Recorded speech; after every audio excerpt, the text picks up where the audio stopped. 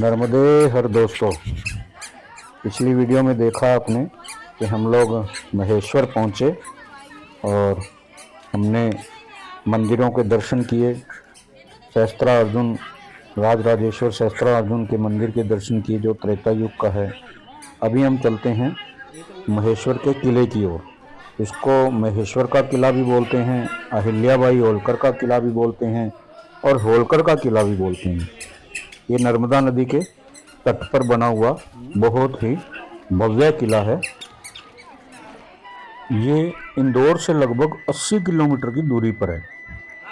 ये किला महारानी अहिल्याबाई होलकर की राजधानी हुआ करता था और उन्होंने इस किले के अंदर अपना निजी आवास, कार्यालय और दरबार हाल, जिसको अहिल्या बाड़ा बोलते थे, उसका निर्माण करवाया। महेश्वर को इसका वर्तमान स्वरूप देने वाली अहिल्याबाई होलकर ही थी। अहिल्याबाई होलकर मध्य भारत के इंदौर से शासन करने वाले होलकर वंश के संस्थापक जो मल्हार राव होलकर थे, उनकी बहू थी और ये हिंदू मराठा राजवंश से थे।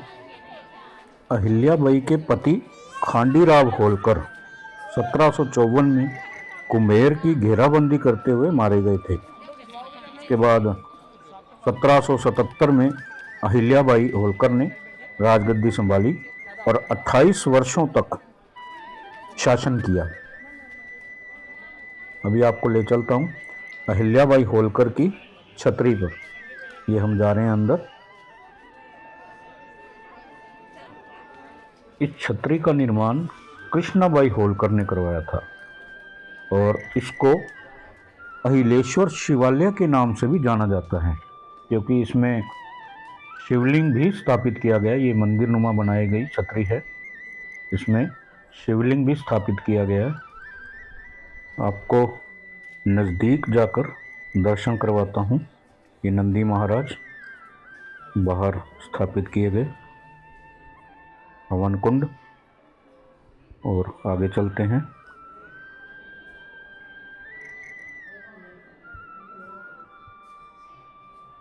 ये देखिए सामने शिवलिंग स्थापित किए गए हैं, इसलिए इसको अहिलेश्वर शिवालय के नाम से भी जाना जाता है। दर्शन करिए।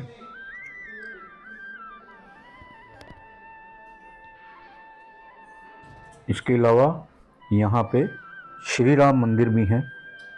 आपको श्री राम जी के भी दर्शन करवाता हूँ। ये ऊपर का गुंबद बहुत ही खूबसूरत नक्काशी करी हुई है।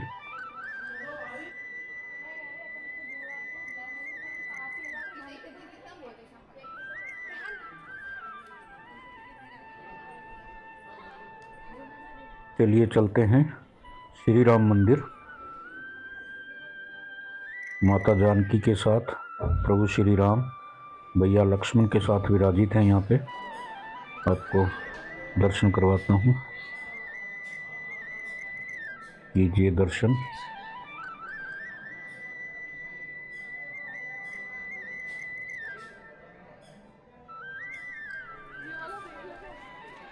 दोस्तों, सामने जो आप छतरी देख रहे हो, ये विठोबा होलकर की है, या विठो जी होलकर बोल लो। ये उनकी छतरी है।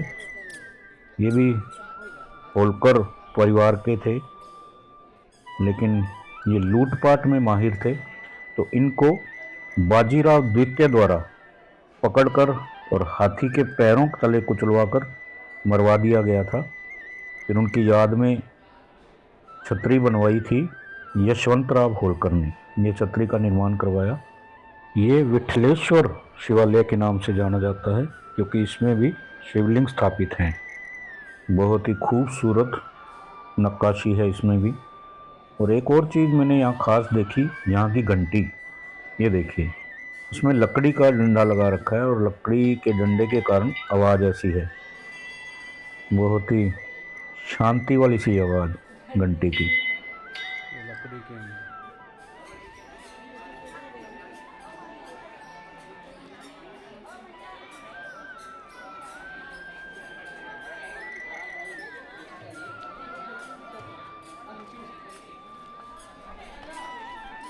अभी ले चलते हैं आपको नर्मदा मैया के तट पे।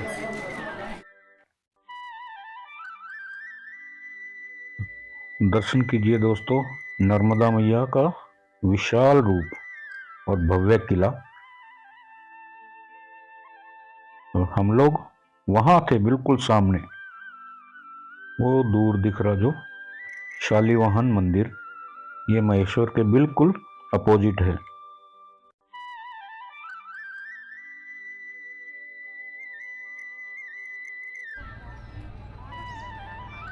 ये जो घाट आप देख रहे हो, इनका निर्माण भी अहिल्याबाई होलकर जी ने करवाया था।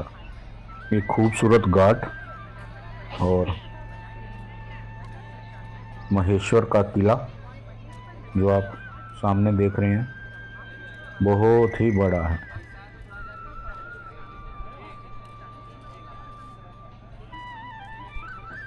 यहाँ पर रात्रि को बहुत बढ़िया प्रोग्राम होता है। ये महेश्वर के जो किला देख रहे हो, इसकी दीवारों पर साउंड सिस्टम से नाइट साउंड का जो प्रोग्राम होता है वो यहाँ पर दिखाया जाता है।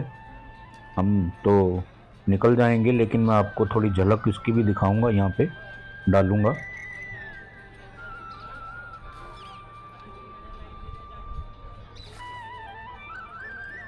इन घाटों पर बहुत जगह पे मंदिर बने हुए हैं, प्राचीन मंदिर, और बहुत सारी जगह पर शिवलिंग स्थापित किए हुए हैं।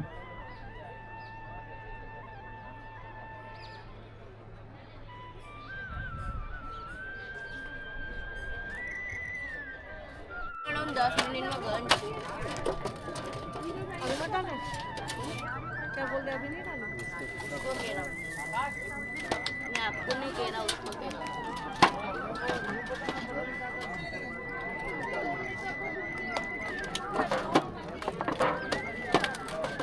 यहाँ डालना नहीं देख।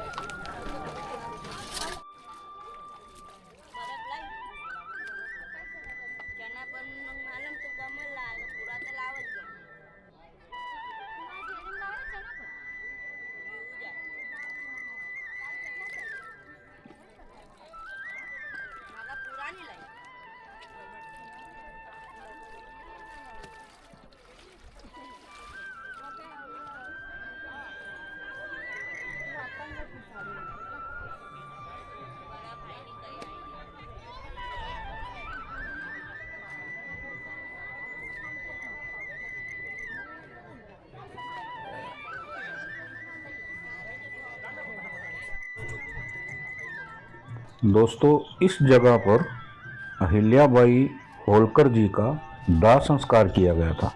ये जो जगह है उनका दाह स्थल है।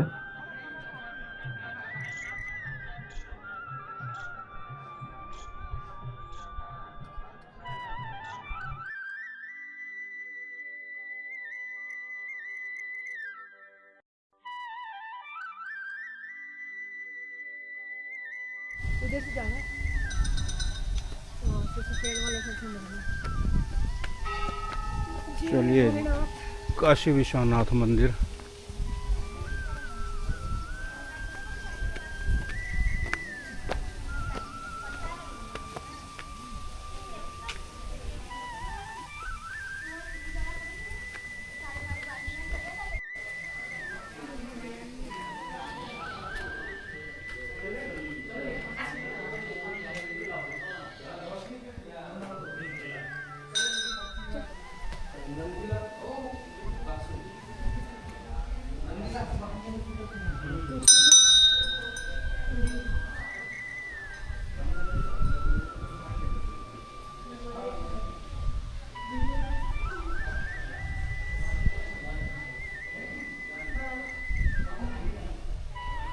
ये है दोस्तों काशी विश्वनाथ मंदिर।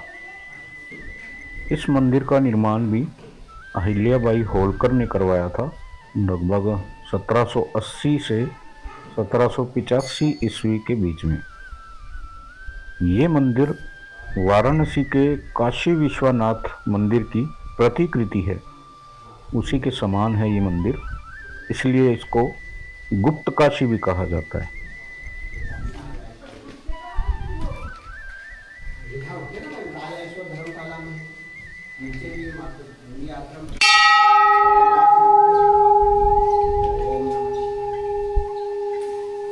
मंदिर के घंटे की ध्वनि देखिए, इतनी देर तक दिमाग में भी गूंजती रहती है। अद्भुत है ना।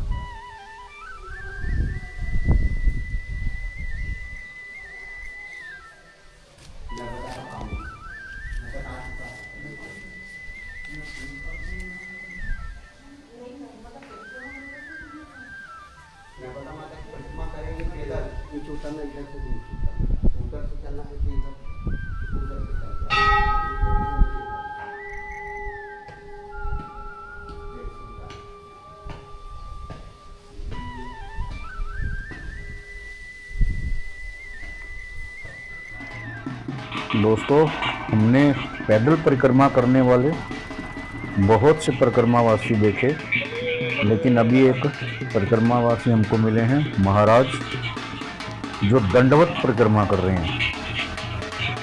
देखिए, ये महाराज दंडवत परिक्रमा कर रहे हैं और लगभग 2 साल हो गए इनको ये परिक्रमा करते हुए। अभी परिक्रमा जारी है। इनका नाम है महाराज मंगल मुनि और ये चमन ऋषि आश्रम से हैं, उदासी अखाड़े से, जो अपनी दंडवत परिक्रमा कर रहे हैं। जय हो, जय हो।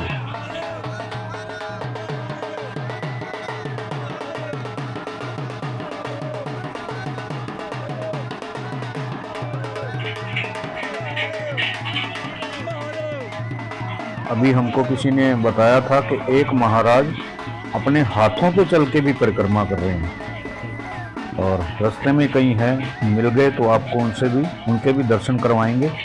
नर्मदे हर।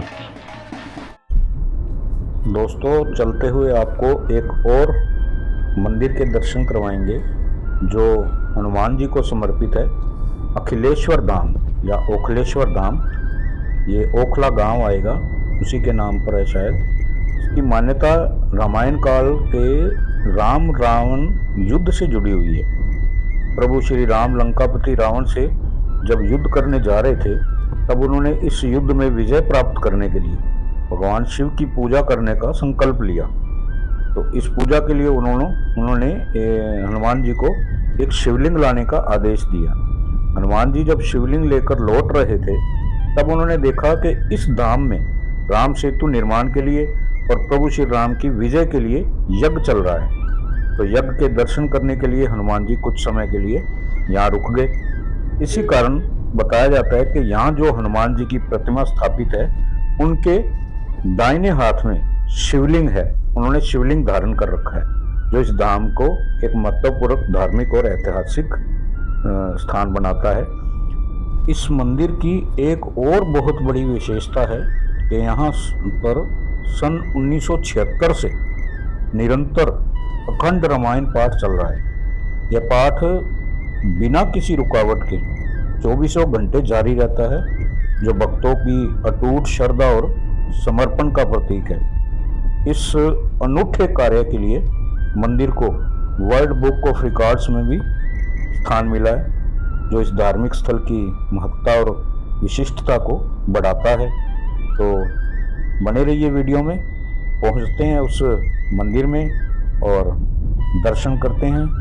वीडियो के माध्यम से आपको भी दर्शन करवाते हैं। इसके लिए हमारे को थोड़ा सा समय लग सकता है, क्योंकि हमको आगे जंगल पड़ने वाला है, जो चोरल के जंगल के नाम से मशहूर है। और ये जंगल को क्रॉस करके हम लोग उस मंदिर में पहुंचेंगे।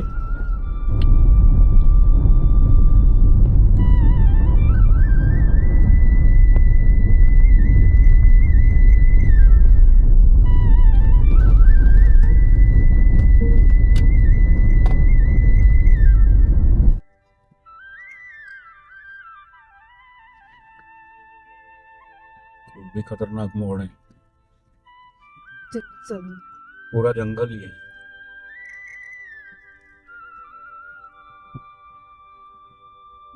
जंगल है। कितना बड़ा घुमा होता है। घुमाव और जंगल।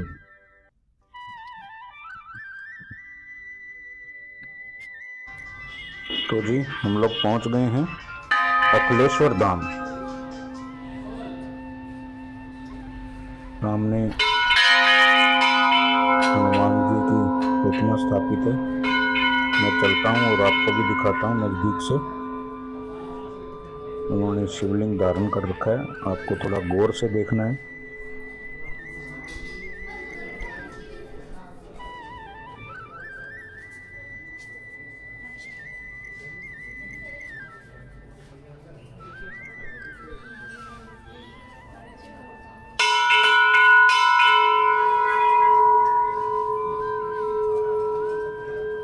ज़्यादा जूम नहीं हो पा रहा कैमरा, लेकिन मैं एक फ़ोटो और साइड में लगाता हूँ।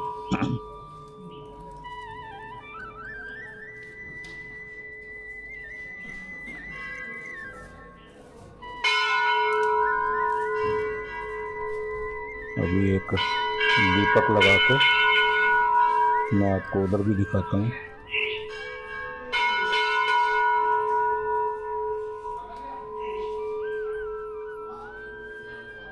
वो देखिए, वो जो पंडित जी बैठे हैं वो रामायण का पाठ कर रहे हैं। ये चलता ही जा रहा है 1976 से, ये मंदिर का परिसर।